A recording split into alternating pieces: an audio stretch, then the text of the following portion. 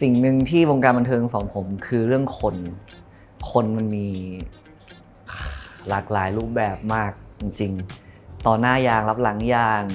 เราไม่รู้เลยว่าคนคนหนึงมันเข้ามาเพื่ออะไรแบ็คกราวด์เขาอาจจะไม่เรียกว่าอะไรเขาอาจจะดูดีแต่ผสมร้ายก็ได้มันมีคนหลายแบบเข้ามาในชีวิตให้เราเรียนรู้ว่าจริงๆแล้วก็ให้เราเรียนรู้ในการเป็นผู้ใหญ่มากขึ้น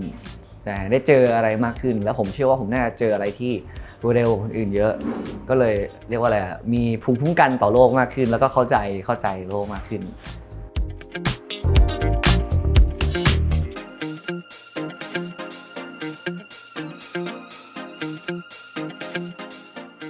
สวัสดีครับผมท็อปแท็บนะครับจิรกิจครูอาริยกุลปีนี้ขึ้น29ก็รู้สึกว่าจริงๆแล้วเวลาก็ผ่านไปไวมาก อยู่ในวงการมาก็จะ10ปีแล้วครับก็ถือว่าแป๊บเดียวเองครับแป๊บเดียวก็10ปีแล้วผมมองว่าตอนนี้ก็เราเริ่มเข้าใจแล้วแหละว่าตัวเราทำตรงไหนได้และอยู่ตรงไหนได้บ้างใช่ครับก็เรียกว่าอะไรพอใจแล้วนะพอใจในจุดที่ว่ามันเกินจุดที่เราคาดหมายไว้เยอะแล้วผมว่าตัวผมกำลังมีความสุขกับการที่ได้ทำสิ่งใหม่ๆเป็นคนเหมือนอยากทำอะไรหลายๆอย่างซึ่งแปลกดีซึ่งบางคนส่วนใหญ่จะชอบอยู่ในพื้นที่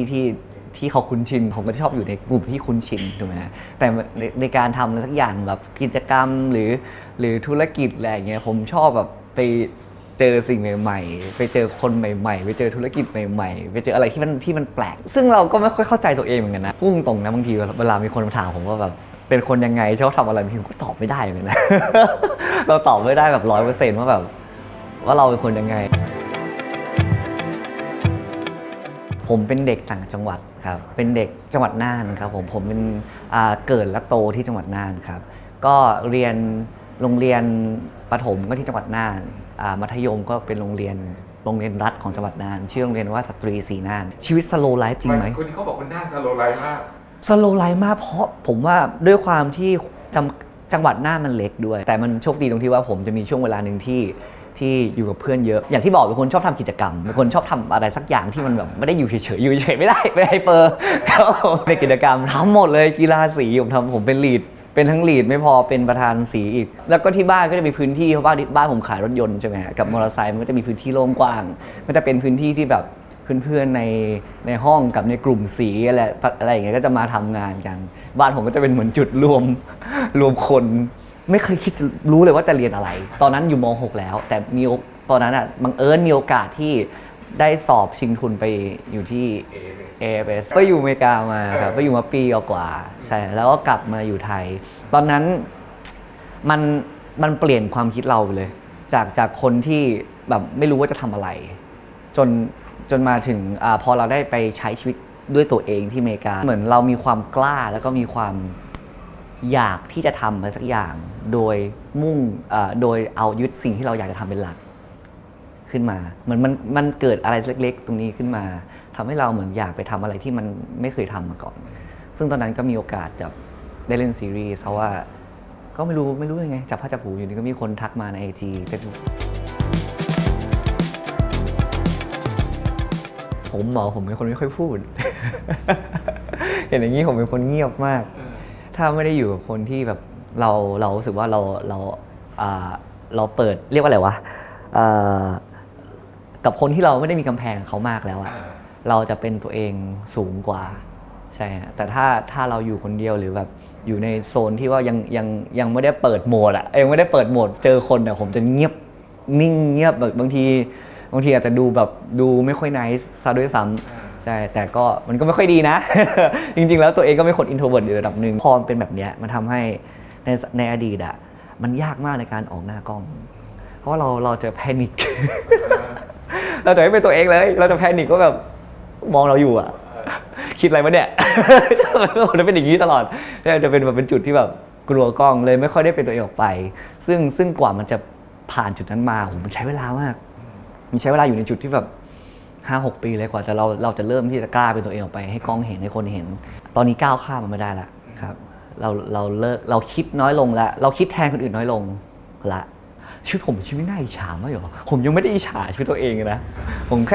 ตอนนี้ผมแค่รู้สึกว่าผมก็มีความสุขกับตอนนี้กับตัวชีวิตตัวเองแล้วแบบใน ถ้าแบบเมื่อแบบสก่อนอ่ะก็คงไม่คิดอย่างนี้คงคิดว่าเอ๊ะฉันต้องมีมากกว่านี้ฉันต้องทำได้มากเท่านี้ทำไมคนนู้นเขาได้อย่างนี้วะทำไมฉันทำไม่ได้อย่างนั้นวะอะไรอย่างเงี้ยมันจะมีความแบบเหมือนมีความทะเยอทะยานเล็กๆแล้วก็มีความอยากจะได้เหมือนคนอื่นแต่พอเราเห็นอะไรมาเยอะละเราก็รู้สึกว่าโอเคทุกวันนี้ก็ดีมากกันนะ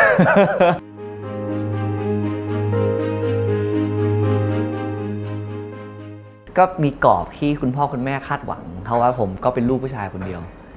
ครับเป็นลูกคนโตมีน้องสาว2 คน ซึ่งคนจีนนะเนาะคิดว่าเขาคาดหวังยังไงคนนี้ต้องเรียนจบมากลับมาสืบสกุลมาจัดการที่บ้านมันดำเนินธุรกิจที่บ้านต่อมาทำนู่นทำนี่ใช่ไหมโอ้ก็หนักอยู่กว่าคุณแม่จะเข้าใจก็ใช้เวลาแบบนาน 5-6 ปีหลังจากที่ผมกลับมาจากอเมริกาทำวงการช่วงนั้นน่ะก็ยังโดนที่บ้านว่าอยู่ตลอดว่าแบบทำไมคำเต้นกินลำกินเลยแต่ซึ่งผู้ใหญ่เขาคิดอย่างนั้นก็ไม่ผิดเพราะว่าเขาเกิดมาในยุคที่แตกต่างกันความคิดเขาแตกต่างมันเป็นเจเนอเรชันแกปที่แตกต่างแล้วก็ยุคสมัยมันแตกต่างทุกอย่างมันแตกต่างหมดมันเข้าใจได้เลยคือผมตัดสินใจอยู่ประมาณมี2 สเต็ปคือสเต็ปแรกอะแล้วเราคิดแค่ว่าโอเคจริงไม่จริงวะ น่ากลัวเหมือนกันนะอะไรอย่างเงี้ยก็ไม่เป็นไรถามที่บ้านคิดว่าที่บ้านจะตอบว่าไงห้ามไม่อันตรายอย่าไประวังนะโดนหลอกอะไรอย่างงี้นะวาไม่เชื่อดื้อ เขาไม่ทักมารอบแล้วเดียวเขาทักมารอบ2ด้วยเขาทักทั้ง Facebook พยายามติดต่อเราทุกอย่างแล้วก็เลยมองโอเคถ้าเขาพยายามขนาดเนี้ยมันก็น่าจะมีอะไรที่น่าเชื่อถือได้ก็เลยลองไปแคสดูก็คือมีทีมงานของ Love Sick Series มาชวนให้ไปแคสเราก็ไปแคสแบบคนไม่มีความรู้อะศูนย์อะเรียกว่าศูนย์เลยไปทำอะไรไม่รู้ก็ให้ทำแล้วก็ทำตอนนั้นคือน่าจะเป็นก้อนหิน ไม่ได้ต่างอะไรก้อนหินที่คุยกับหน้ากล้องกลัวกล้องทำอะไรไม่ถูกก็เลยก็ผ่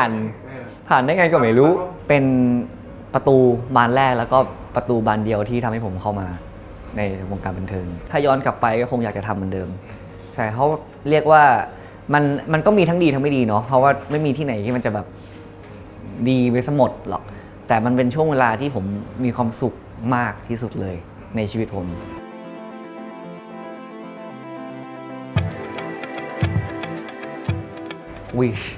หลายครั้ง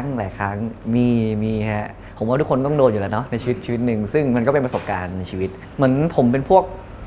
คิดเยอะอยู่แล้วอะแล้วพอเจออะไรที่มันกระทบกระทั่งเข้ามาแล้วก็เราเครียดอะมันก็ดีเพรสอยู่ระดับหนึ่งนะมันก็มีความกังวลกระวายกลัวอยู่ช่วงเวลาหนึ่งเลยกับสิ่งที่เกิดขึ้นแต่ตอนนั้นเราก็พยายามไปอยู่กับคนที่เขาเข้าใจเราแล้วก็ไปอยู่กับคนที่เชื่อใจเรามันทั้งยากและมันก็ไม่ยากเช่นกันมันอยู่ที่ว่าตัวคนนั้นน่ะรู้สึกยังไงกับเวลาอยู่กลางสปอตไลท์ถ้าดูเรามีช่วงหนึ่งที่ผมรู้สึกว่าผมแฮปปี้จังมีความสุขจังที่มีคนชอบมีคนสนใจใช่ไหมแล้วมันก็มีช่วงเวลานี้ที่เรารู้สึกว่าเฮ้ยอย่าเพิ่งยุ่งกับเราได้ไหมเราเหนื่อยเราเครียดมากเลยเรากลัวสายตาคนกลัวว่าคนจะมองเรายังไงแบบนั้นไปเลยนักแสดงทุกคนน่าจะเคยผ่านจุดนั้นมาจุดที่เรามีความสุขกับพลังคนเยอะที่มาให้เรากับจุดที่ว่าเราคิดเยอะแล้วก็กลัวคนมองเราเข้ามามองมาหาเราว่าซึ่งก็การเป็นนักแสดงมันคือการขายการแสดงการสร้างอะไรทุกอย่างให้คนเห็นถูกไหมให้เขาเชื่อให้เขารักถูกไหมครับก็มันก็สูญเสียความเป็นส่วนตัวแล้วแน่นอนอยู่แล้วถ้ามันดังขึ้นมาเนาะแต่มันก็แลกกับอยู่ที่ว่าแลกกับความชอบของเราด้วยว่าเราชอบที่จะเป็นแบบนี้ไหมหรือถ้ารู้สึกว่าเราไม่ไหวแล้วเราก็ถอยออกมา อันนี้สำหรับผมเคยดิบ่อยมาก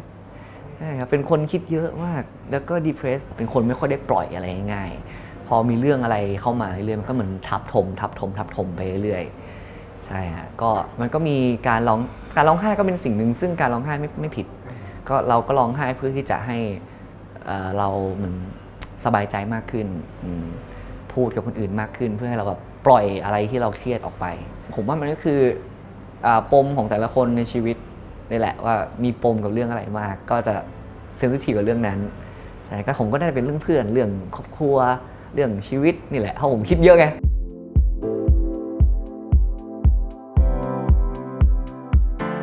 เรียกว่าเติบโตก็เรียกว่าเติบโตนะใช่ฮะก็ เราเห็นคนมาหลายกลุ่มแล้วนะเราอยู่มาแบบเลิฟซิกเนาะกับตันไว้มีโซตัสก็มีแบบคริสสิงห์นะ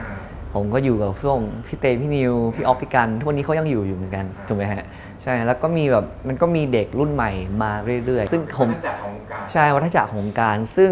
ถามว่าตัวผมเองอ่ะเติบโตมาตั้งแต่วันแรกจนถึงวันนี้ไหมก็เติบโตมาเยอะมากเพราะว่าเราก็อยู่มาตั้งแต่ที่แบบยังไม่ได้มีงานยังไม่มีงานในชีวิตอันขนาดนั้น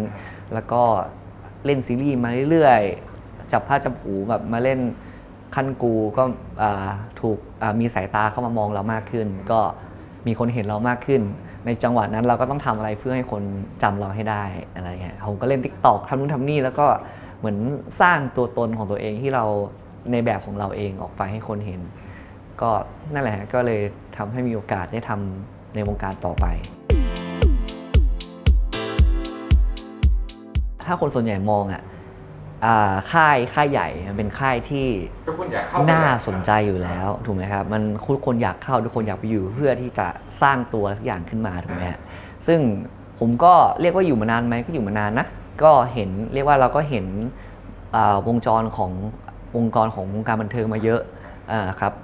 พอเราเห็นแล้วเรารู้สึกว่าโอเค ถ้าคุณเป็นเด็กแค่สัก15 16 17เนี่ยเข้าไปเลย why not ถูกไหมคือตอนนั้นมันไม่ต้องมีอะไรให้เสีย มันไม่ต้องแบบคิดอะไรมาก เราเข้าไปปุ๊บได้ทำนู่นทำนี่ก็ถือว่าเป็นโอกาสได้ฝึกฝนถูกไหมครับแต่พอเราถึงอยู่จุดๆนึงอ่ะเราเห็นอะไรมาเยอะแล้ว เรารู้สึกว่าโอเคมันจะมาแบบนี้นะแบบนี้นะแบบนี้นะโอเคเราอยู่จุดนี้เราจะเป็นยังไงต่อ ซึ่งพอผมมองตัวเองในช่วงเวลานั้นแล้วผมคิดว่าโอเคเราน่าจะอยู่ในจุดที่อิ่มตัวละในนั้นเราเลยคิดว่าผมออกมาแล้วก็มาตัดสินใจสร้างอะไรสักอย่างตัวเองดีกว่าอันนี้ก็คิดแค่นั้นเลยไม่ได้คิดว่าแบบมันไม่ดีไม่คิดว่าอะไรซึ่งอยู่ข้างในก็ดี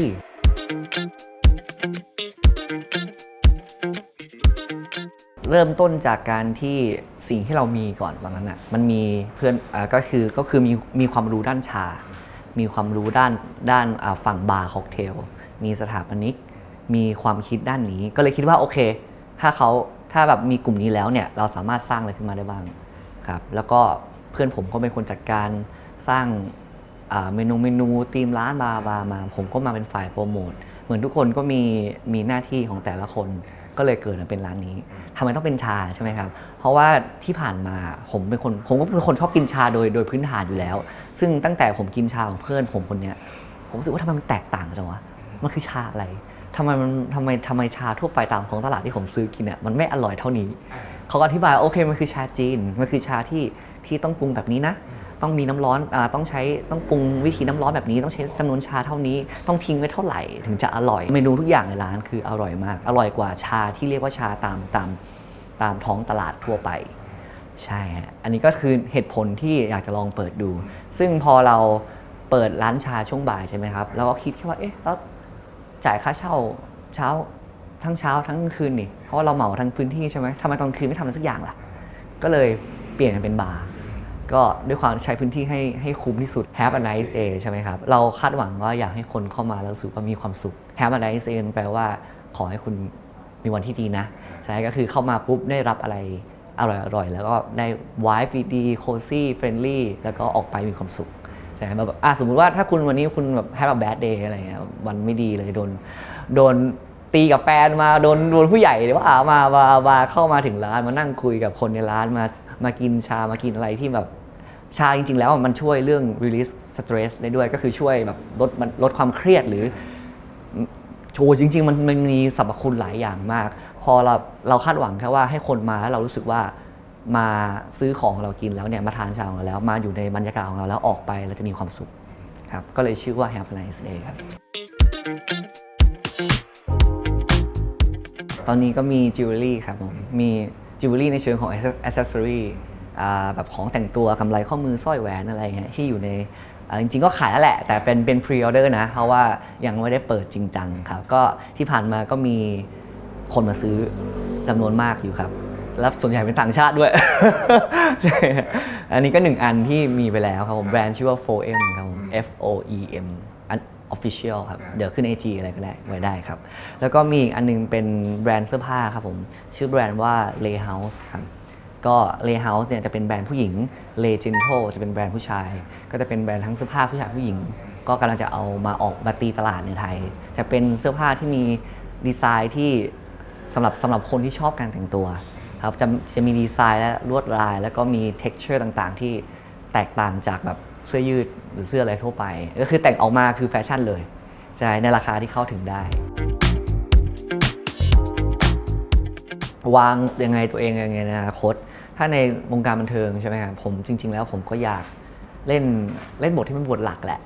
บทที่เป็นแบบบทสามารถที่มันสามารถนำเรื่องราวได้มีคู่มีเรื่องราวที่ชัดเจนแล้วก็น่าสนใจก็อยากได้บทที่ท้าทายขึ้นถ้าในวงการบันเทิงนะฮะมองว่าต้องดังเปรี้ยงป้างอลังการไหมไม่นะผมมองว่าเอาเท่าที่มันไม่เหนื่อย เอาเท่าที่มันไม่กระทบแบบกับความรู้สึกแล้วก็จิตใจของเราก็น่าจะพอแล้วซึ่งด้านธุรกิจเนี่ยมันคือ long term สำหรับผมเพราะว่าวงการบันเทิงมันช่วงเวลาหนึ่งย้ำจริงๆว่ามันคือช่วงเวลาหนึ่งซึ่งผมเชื่อว่าคนหลายๆคนก็น่าจะรู้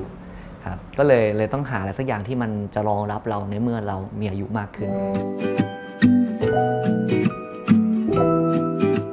สำลักเลยที่เชื่อผมไม่มีแฟนมา9 ปีแล้วทำไมจะไม่มีแฟนมา9 ปีแล้วผมก็ไม่เข้าใจตัวเองเหมือนกันผมอาจจะเป็นพวกอินโทรเวิร์ตก็ไม่รู้ว่ะก็เป็นพวกแบบมีความสุขที่อยู่คนเดียวพี่ผมไม่รู้ทำไมเหมือนกันนะผมก็เหมือนเราออกมาข้างนอกเรามาเจอคนนี้ใช่ไหมเราแฮปปี้ในการเจอคนแต่พอถึงจุดนึงอ่ะกลับบ้านอ่ะผมอยากอยู่เงียบๆคนเดียว เหมือนเรากลับมาอยู่ในจุดพื้นที่ส่วนตัวของเราคนเดียวโดยที่ไม่เหงาไม่เคยเหงาเพื่อนมาแฟนมาผมก็คุยกับแฟนแล้วก็เพื่อนผมไม่เคยรู้สึกว่าต้องมีแฟนเลยก็มีคนคุยบ้างแต่มันไม่เคยคอมมิตสักครั้งอ่ะ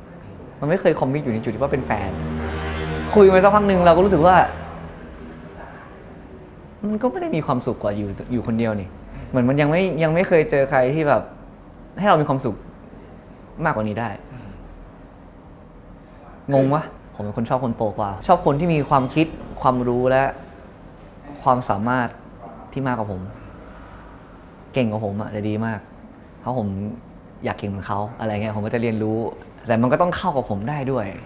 เข้าใจตัวผมด้วยว่าผมเป็นคนยังไงใช่ผมก็จะเป็นคนที่อยู่ยากด้วยอยู่ได้ยากนิดนึงถ้าแบบอยู่ในพื้นที่ข้างในจริงๆบางครั้งมีคนมาจีบผมอาจจะโง่เองแล้วก็ไม่รู้ ก็ได้มันเคยมีเพื่อนคนหนึ่งตอนสมัยมหาลัยมัธยมด้วยเขาบอกว่ากูจีบมึงนานมากแต่มึงแบบมึงโง่มากมึงไม่รู้เรื่องเลยกูจีบมี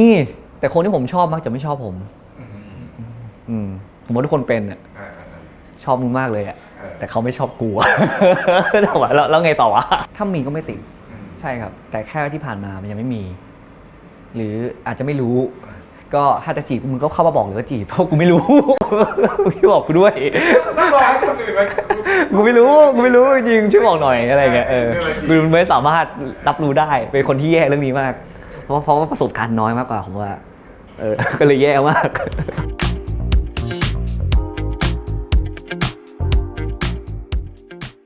วันนี้ก็ฝากด้วยนะครับร้านผมนะครับผม Have a nice day นะครับที่ House and Bar นะครับผม 10 โมงถึง 6 โมงเย็นเป็น